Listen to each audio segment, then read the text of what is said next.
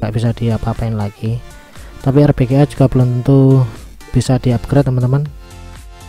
Kita harus cek chipsetnya juga.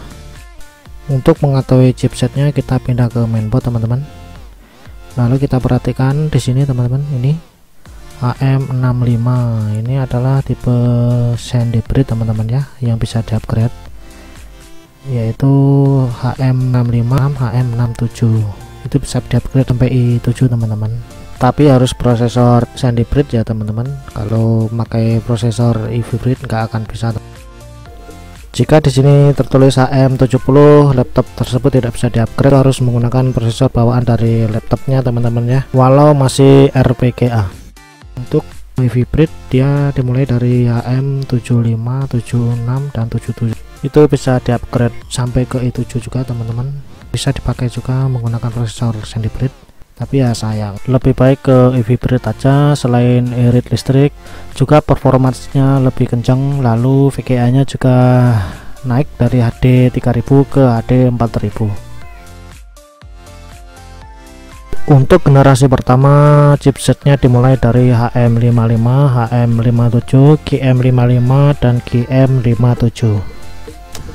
Oke teman-teman, jadi jelas ya, jangan sampai salah untuk memilih prosesornya teman-teman ya. Silakan teman-teman cek terlebih dahulu laptop kita menggunakan CPU YET dan sesuai yang saya terangkan di awal tadi.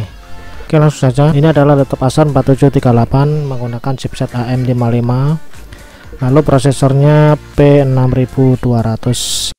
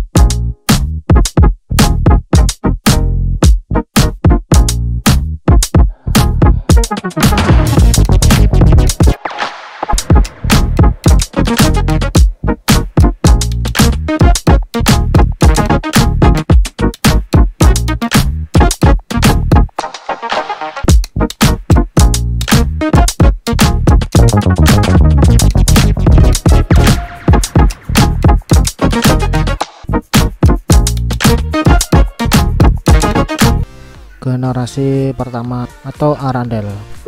Untuk memasukkannya ini teman-teman ya, kita paskan panahnya ini dan dipanah di soketnya.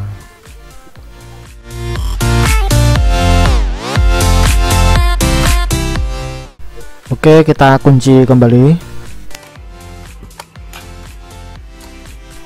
Jika pastanya masih cair, yang pinggir kita ketengahkan saja supaya tidak panas. Kalau ada pasta baru, lebih baik kasih pasta yang baru aja. Yeah.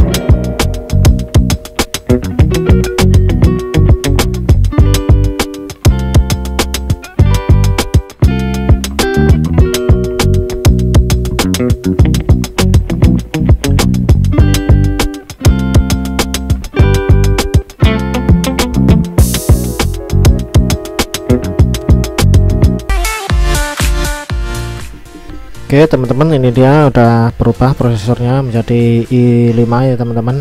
Sekian dulu tutorialnya, semoga bermanfaat. Silahkan teman-teman komen jika masih ada yang mau ditanyakan. Sekian dulu dan terima kasih. Jangan lupa like dan subscribe ya.